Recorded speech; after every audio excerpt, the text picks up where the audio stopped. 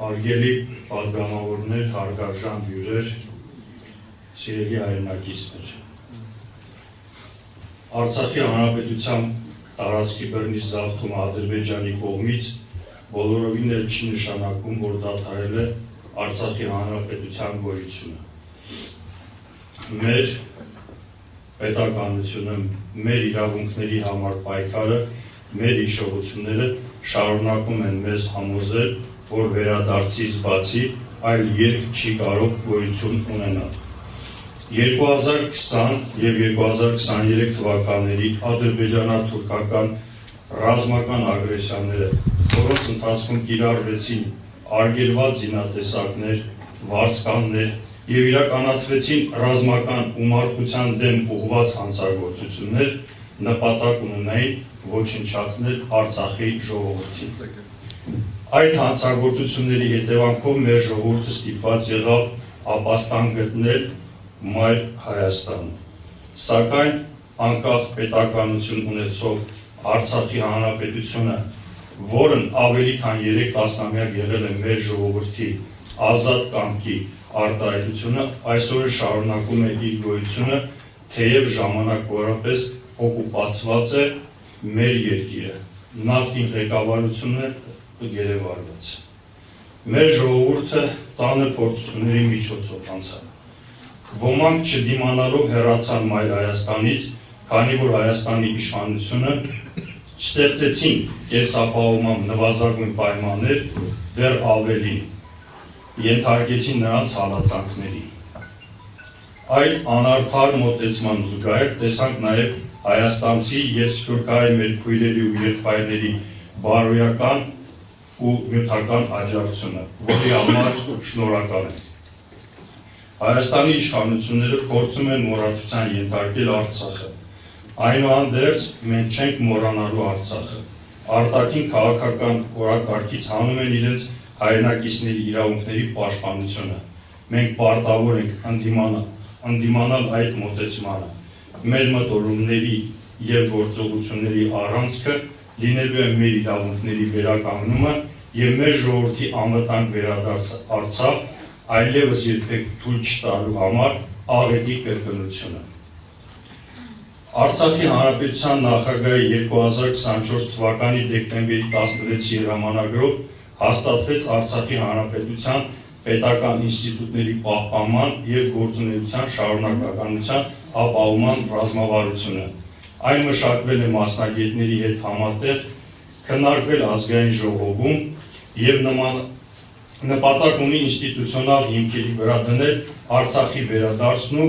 պետականության շարունակականությունը։ Այս ռազմավարությունը ծրագրային համընդգրկուն փաստաթուղթ է, որը ներառում է բարդ աշխատանքների բոլոր ուղղություններով, հատկապես արտաքին հարաբերություններում։ Մենք Արցախի պետական ինստիտուտների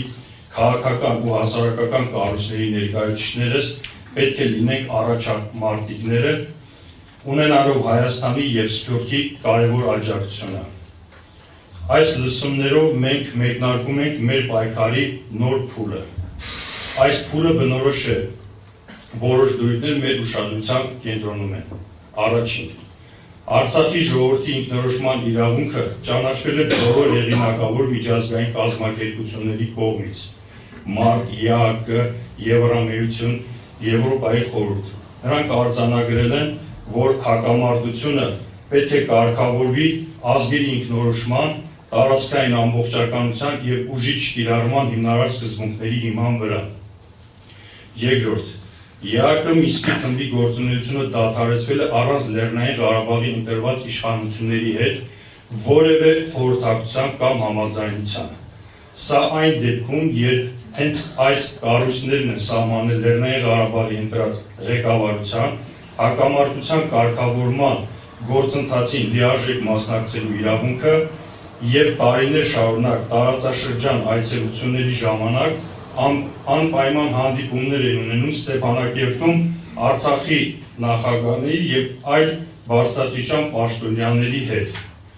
Մինսկի խմբի լուծարումը իրականացվել է Հայաստանի և Ադրբեջանի ղեկավարների դիմումի հիման վրա։ Այդ դիմումը կողքորեն ոտնահարում է միջազգային իրավունքը, արդարացնում է Արցախի հայ բնակության դեմ իրականացված ցեղասպանությունը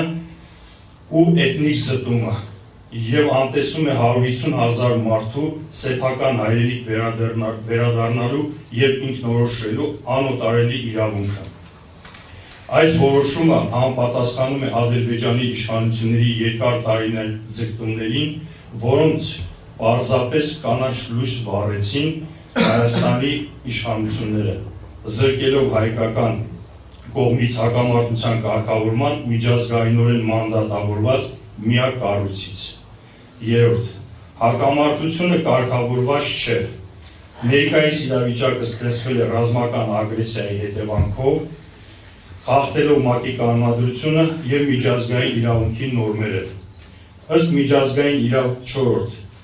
միջազգային իրավունքի հիմնարար սկզբունքների մեկի ինքնորոշման իրավունքը իրացած ժողովրդի նկատմամբ ռազմական ագրեսիա, էթնիկ զտումներ ու ցեղասպանություն կիրառող պետությունը հանցագործ է եւ միջազգային ալիանսներում պետք է ստանա համապատասխան գնահատականներ։ 5. Մեր գլխավոր նպատակն է իրացնել Արցախի ժողովրդի իրավունքները, վերադառնալ սեփական հայրենիք, այնտեղ անվտանգ ապրել եւ ինքնորոշման հիման վրա որոշել քաղաքական կարգավիճակը։ 6.